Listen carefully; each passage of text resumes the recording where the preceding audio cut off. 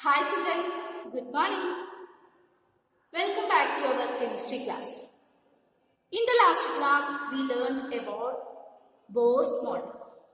That is the third model proposed by Niels Bohr regarding the structure of the atom. According to Bohr's model, he postulated some points regarding the structure of the atom. First one, yes, electrons are move around the nucleus in a discrete path, or some discrete path are allowed in the atom. That discrete path is known as orbit or shells. Orbit or shell. The discrete path, we can see electrons in a certain path. That path is known as orbit or shell, isn't it? And next one, when electrons are moving in this discrete orbit, they do not radiate energy. When electrons are moving on this discrete path or orbits or shells, the electrons do not radiate energy. What is the drawback of Rutherford's structure of the atom? Yes, when electrons are revolving in a circular path, when an object moving in a circular path, that object definitely has acceleration. So due to acceleration, there is a probability to radiate energy. At last, that electron will fall into the nucleus. So, in that way, atom has no stability. But in Bohr's model, Bohr explained detail what it is. Electrons are move around the nucleus in a discrete path. Electrons are move around the nucleus in a discrete path. That discrete path is known as orbit or shells. Okay. Then when they are moving on that discrete path, the electrons do not radiate energy. Then this is the structure of atom proposed by Bohr. The center portion, it is known as nucleus. That is, most of the mass of an atom occupies at the center. That is nucleus. Okay, nucleus occupies protons and neutrons. We know that atom contains three particles. Atom consists of three particles: proton, neutron, and electron. Proton, neutron, and electron. Proton has positive charge. Neutron has no charge, isn't it? No charge.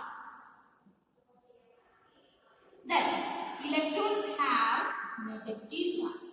Chargeless. Neutrons are chargeless but electrons have negative charge. So according to Bohr's theory, the center of the atom that we can known as nucleus. Nucleus occupies proton and neutron. Proton and neutron. The mass of the atom, majority of the mass of the atom included in the nucleus, and electrons are revolving around the nucleus.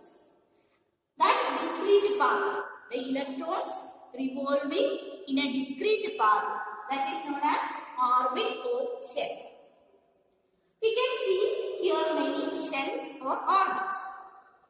The name of the first shell that is near to the nucleus is K shell. The discrete orbit or shells are termed as energy levels. So here we can see many energy levels, and it is named as K, L, M, N, etc.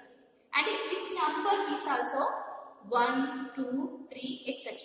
Here the first shell, it is known as K shell, or N equal to 1. N equal to 1. That is the first shell near to the nucleus. Then second shell, L shell. N equal to 2. Second shell. Then n equal to 3. Then n equal to 4. These are different types of orbits around the nucleus. Then next we learned about how electrons are distributed in this orbit or shell. The distribution of electrons in various orbits are explained by Bohr and Bernoulli. They are forwarded some rules, or they are formulated some rules to be filled the electrons in various orbits or shell. First rule is the maximum number of electrons present in a shell is given by the equation 2n square. The maximum number or the number of electrons present in a shell is given by the formula 2n square. Here n equal to orbit number or energy level index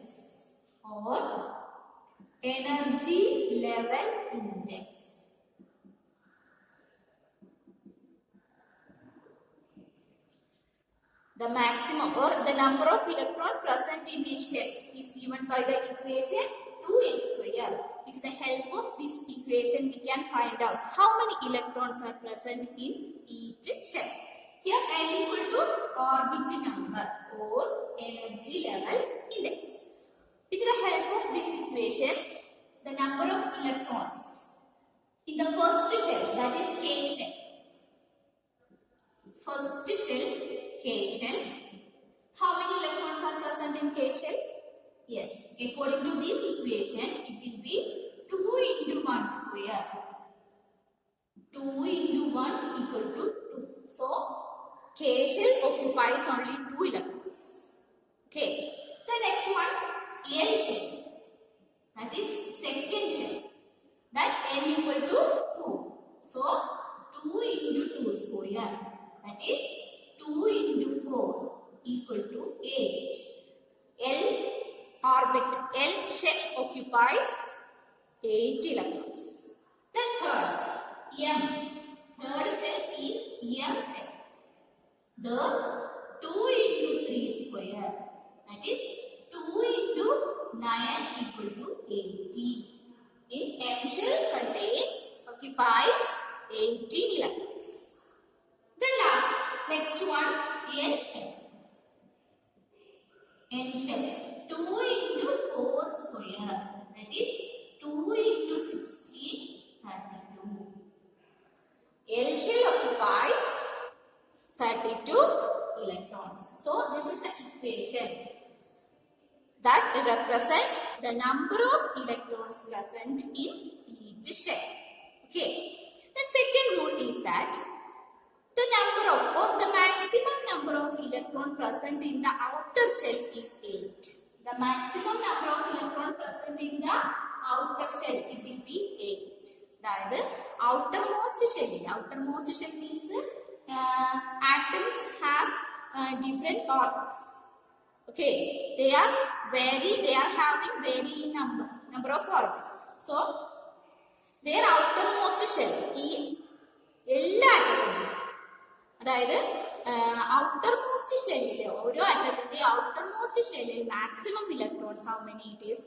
Yes, 8 electrons. More than 8 electrons not allowed. Children, the third rule is electrons are not accommodated in a given shell unless the inner shells are filled. അതായത് ഉള്ളിലുള്ള shells fill ചെയ്തതിന് ശേഷം മാത്രമേ തൊട്ടടുത്ത shells fill ചെയ്യൂ. That is third rule. The electrons are not accommodated in a given shell unless the inner shells are not filled. Inner shells are filled. That is, there is a stepwise manner to complete the electrons in each shell. അതായത് ഒരു step wise മാനറിലാണ് electrons they are filled in each shell. That is, First fill the first shell, then second, then third, like that. Okay, so these are the three main rules. First one, the number of electrons present in a given shell or the number of present in a shell is given by the equation 2n square. Okay, n equal to the orbit number. Then second rule, the maximum number of electrons present in the outer shell is 8. Isn't it? Then third one, there is no electrons are accommodated in a given shell unless the inner shells are filled. That is, there is a stepwise manner to be filled the electrons in various orbits. Okay, that are the three rules. We should follow that three rules while studying the structure of or how electrons are filled in various shells. Okay, listen children. These are the schematic representation of some elements. First one, it is the structure of hydrogen. Here you can see the center, the nucleus. In the center nucleus, then hydrogen atom contains only one shell, that is K shell, and it contains one electron. Okay, then next one, helium. Its center nucleus, and it also has one shell around the nucleus. It occupies 2 electrons. Okay, the third element, that is lithium. Its center nucleus, and it has 2 orbits or shells. First shell, K shell, then L shell. K shell contains 2 electrons and L shell contains 1 electron. Okay, the next one, beryllium. Beryllium. It contains 2 shells. 2 shells, nucleus in the center. In K shell, 2 electrons are there. Then L shell, 2 electrons. Okay. Then next one, boron. Next element is boron. It also has 2 orbits or shells. First shell contains 2 electrons. Then second shell that occupies 3 electrons. Okay. Then carbon. Next element is carbon. Its center nucleus, and it also has 2 orbits or shells. First shell contains 2 electrons. Then the next shell, that is K shell, occupies 4 electrons. These are the schematic representation of some elements. First 6 elements. First 6 elements according to Bohr's model. Children, next topic is valency. We are going to the next topic, valency. We already learned about how electrons are distributed in various shells. And we also know that maximum number of electrons occupies in the outermost shell is 8. Okay.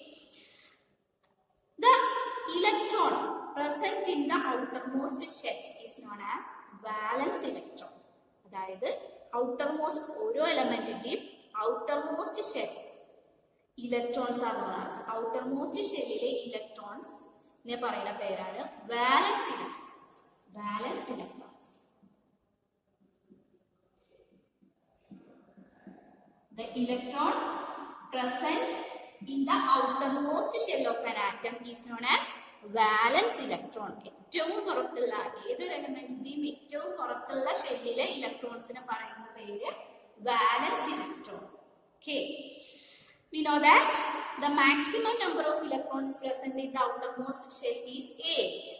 So, when an atom achieves that 8 electrons, they are seems to be very unreactive, or they are very inert against the reactions.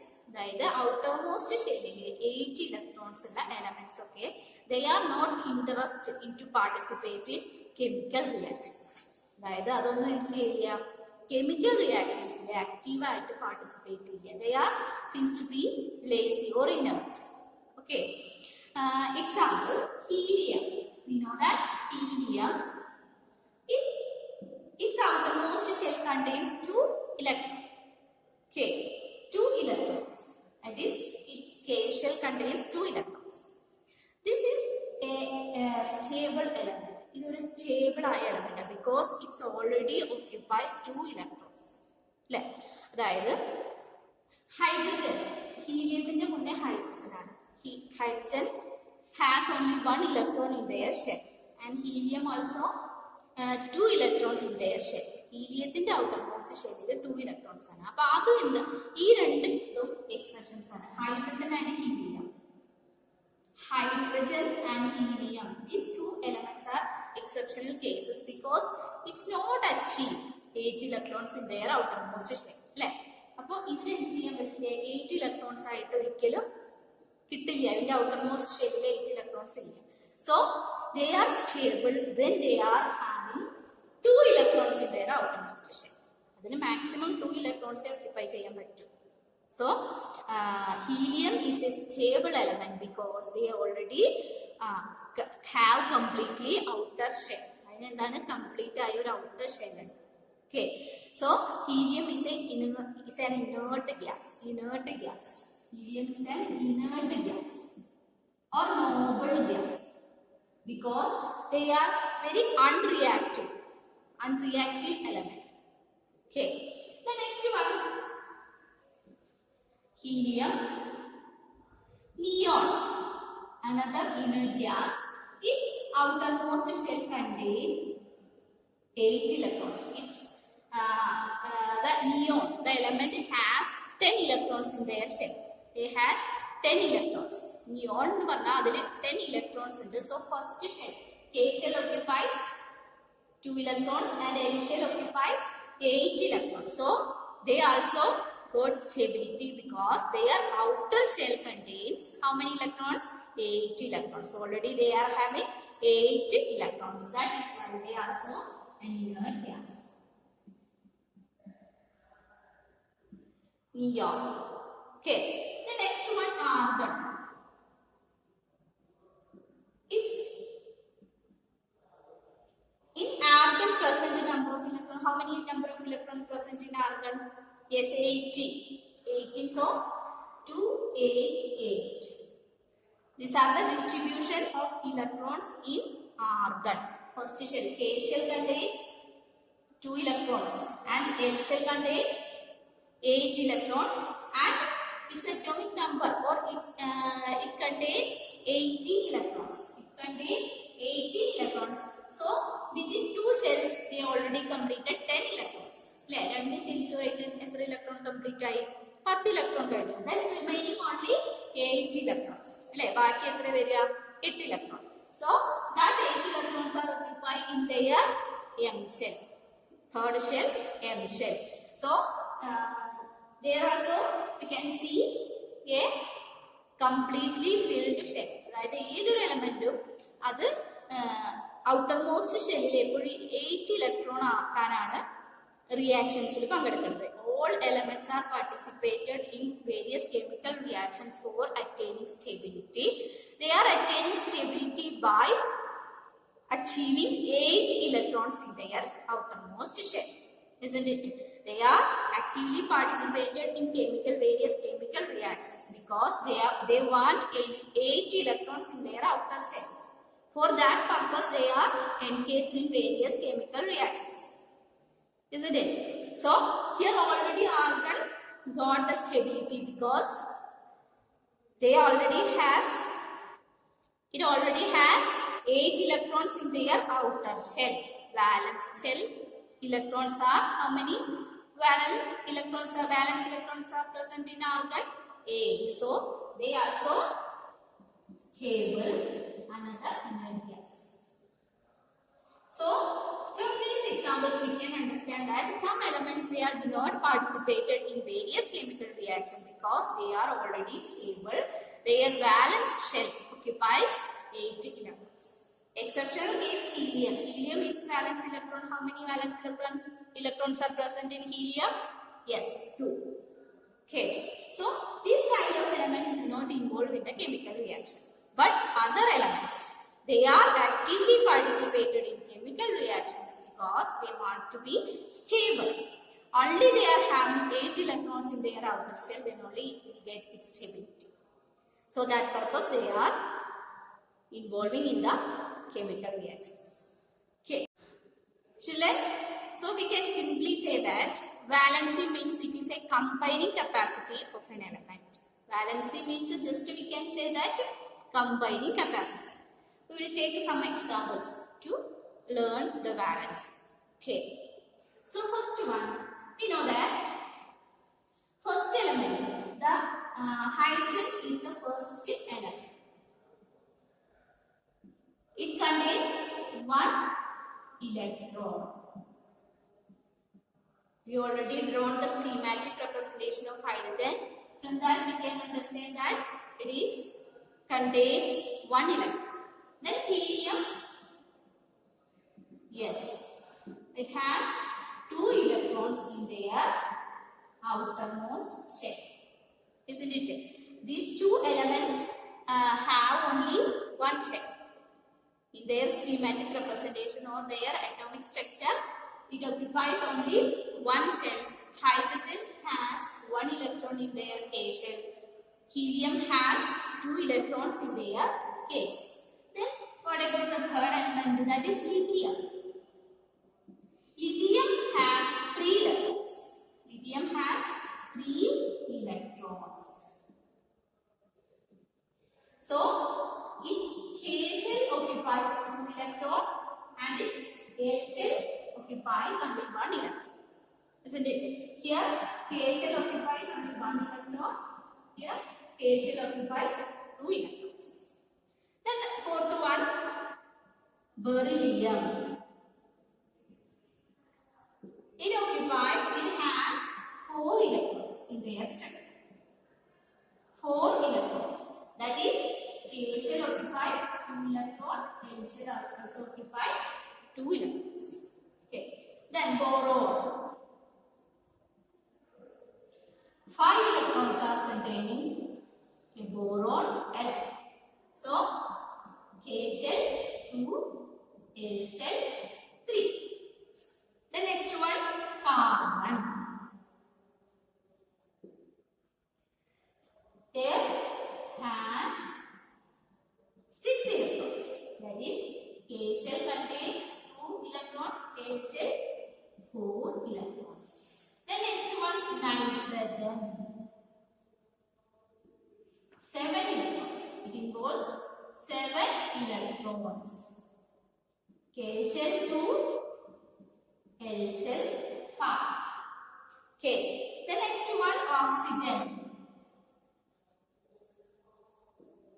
It occupies 8 electrons. K shell 2, L shell 6. Children, look here. These are the first 8 elements.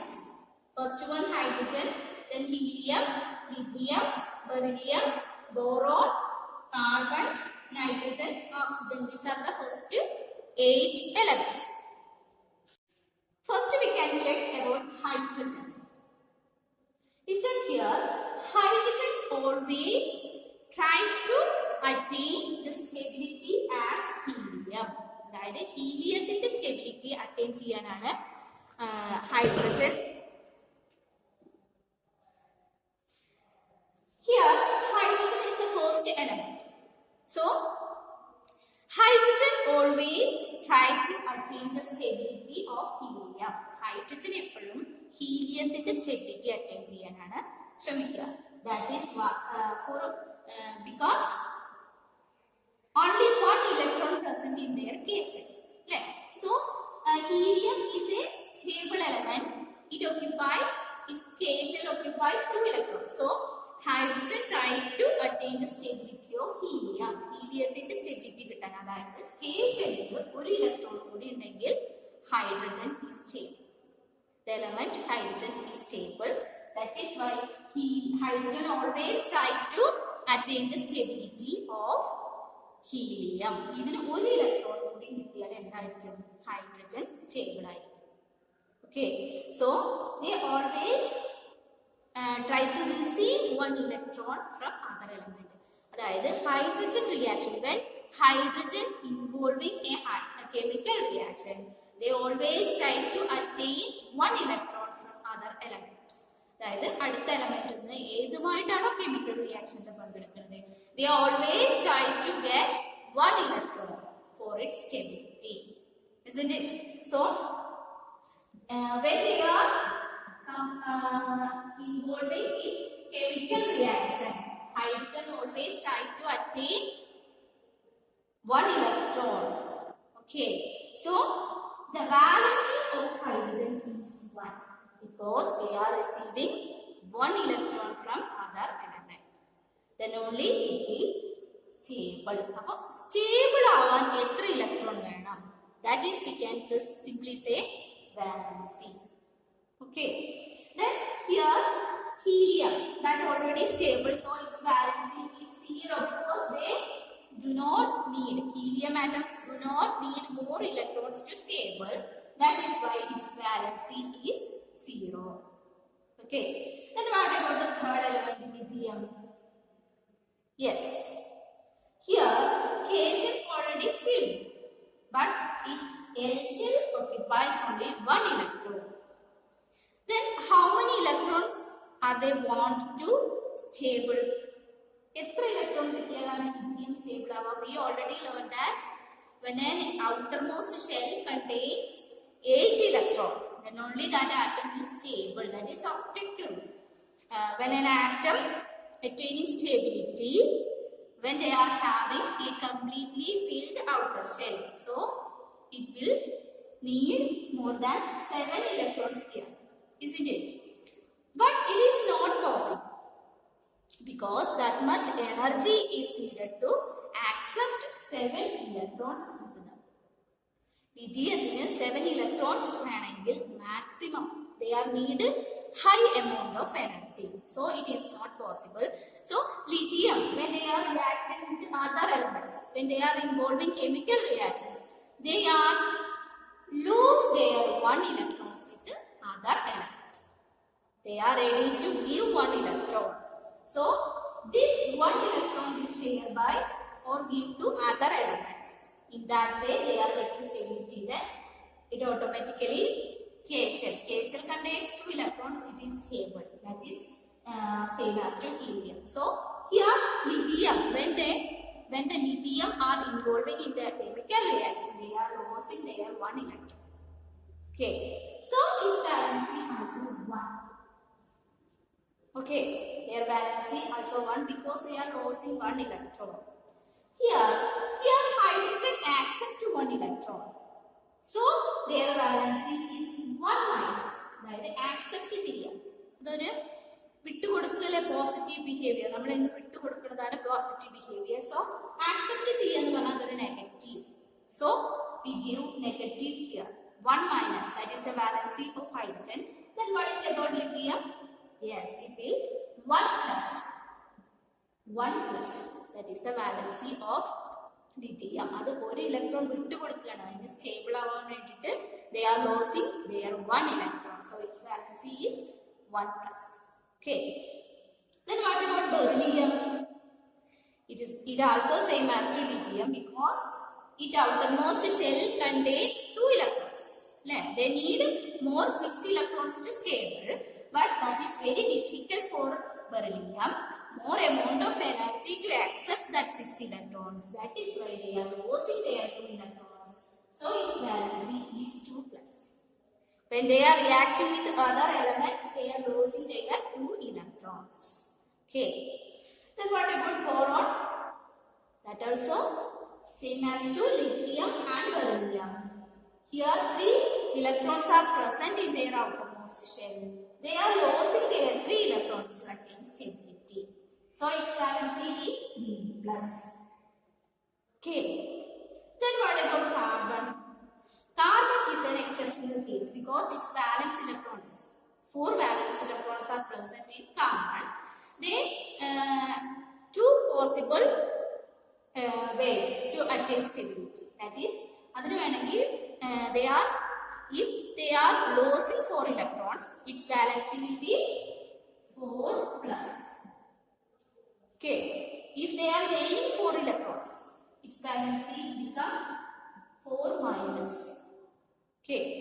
Carbon do not lose or gain electrons. They are always sharing their electrons with the other elements. In that way, they are forming compounds. That is, carbon in the they are forming always sharing their electrons with other elements. In that way, they are getting stability. Okay. So, not bothered about the valency of carbon. That is an exceptional one. Okay. Then what about the nitrogen? Listen here. Nitrogen, its outermost shell contains 5 electrons. They need 3 more electrons to attain stability. Here, losing 5 electrons is not possible. Gaining 3 electrons, that is more better than losing 5 electrons. Like, 5 electrons are 8 electrons are 3 electrons need. They are needed. So they are needing. So they are accepting 3 electrons from other elements. When they are involving in the chemical reaction, they are accepting 3 electrons. So their valency is 3 minus because they are accepting 3 electrons. In that way, they are getting the stability. Stability on the outermost shell 8 electrons are stable. Okay. Then what about the element of oxygen? Yes, already 6 electrons are there. Then they need 2 more electrons. So its valency is 2 minus. Isn't it? These are the valencies of first 6 elements. First one, hydrogen, they need 1 electron to its stability. So its valency is 1 minus. Helium, that already stable. So its valency is 0. The next one, lithium, its valency is 1 plus because they are donating electrons to other elements for its stability. That is why its valency become 1 plus. Then next one, beryllium 2 plus, 3 plus, and nitrogen. What about the case of nitrogen? Its valency is 3 minus because they are accepting 3 electrons from other elements. Then last one, oxygen, that is 2 minus. So we can simply say that the combining capacity of an element is known as valency. The combining capacity of an element, that may sometimes some elements are accepting electrons and sometimes some electrons are losing their electrons for their stability. Okay. So valency means it is a combining capacity of an element. Children, today we discussed about first just I explained the Bose model and what are the rules we are followed in the distribution of electrons in various shells, and finally we learned about valency. Valency means the combining capacity of an element is known as valency, and valence electrons. What is meant by valence electron? Yes, the electrons present in the outermost shell, that is known as valence electrons. I hope you understood. Please read the textbook and ask your doubt. Thank you. Have a nice day.